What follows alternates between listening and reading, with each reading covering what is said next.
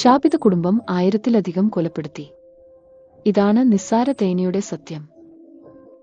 1950കളിൽ ഒഹിയോയിലെ ചെറിയ പട്ടണം റേവൻസ് ഹോളോവിൽ ക്രോ വിവാഹം എന്ന കുടുംബം ഉണ്ടായിരുന്നു.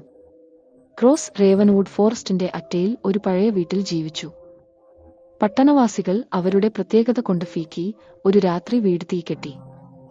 അവർ ശാപം മാറ്റാൻ ശ്രമിച്ചപ്പോൾ ക്രോ കുടുംബം രക്ഷപ്പെട്ടതോ അവർ വനത്തിലേക്ക് അദൃശ്യമായി മാറി അവിടെ നിലനിന്നു. ആ ദിവസം മുതൽ അവർ ദേഷ്യവും മോശമായ മനസ്സും കെട്ടിപ്പടുക്കി. വർഷങ്ങളോളം റേവൻവുഡ് ഫോറസ്റ്റ് സമീപം അറ്റകുറ്റ കോവറികൾ ആളുകൾ വേറ്റുന്നു. വനത്തിലേക്ക് പ്രവേശിക്കുന്ന എല്ലാ ആളുകളെയും മരണകരമായ പാതകളും കരടിക്കുത്തുകളും സജ്ജമാക്കി ചിരിച്ചു വേട്ടയാടുന്നു. അവർ പിന്നിൽ രക്തം നിറഞ്ഞ ക്രോ പനിയാണ്. 1980-ൽ ക്യാമ്പിംഗിൽ സുഹൃത്തുക്കൾ അപ്രത്യക്ഷമായ ശേഷം എമിലി രക്ഷപ്പെട്ടു. അവൾ പറഞ്ഞു, ക്രോകൾ അവളെ പിന്തുടരുമ്പോൾ അവൾ വിസ്മയപ്പെട്ടു. നീകൾ ഞങ്ങളെ തീകെട്ടി, ഇപ്പോൾ ഞങ്ങൾ നിങ്ങളെ തീകെട്ടും. ഇന്ന് ആരും റേവൻവുഡ് ഫോറസ്റ്റ് സമീപം കടക്കില്ല, പ്രാദേശികർ പറയുന്നു. ഇരുണ്ടപ്പോൾ ചിരിയും വൃക്ഷങ്ങളുടെ വളർച്ചയും കേൾക്കാം. വന അറ്റത്തിൽ ക്രോ പനി കണ്ടാൽ പ്രവേശിക്കുക. ക്രോ കുടുംബം വിശപ്പോടെ കാത്തിരിക്കുന്നു.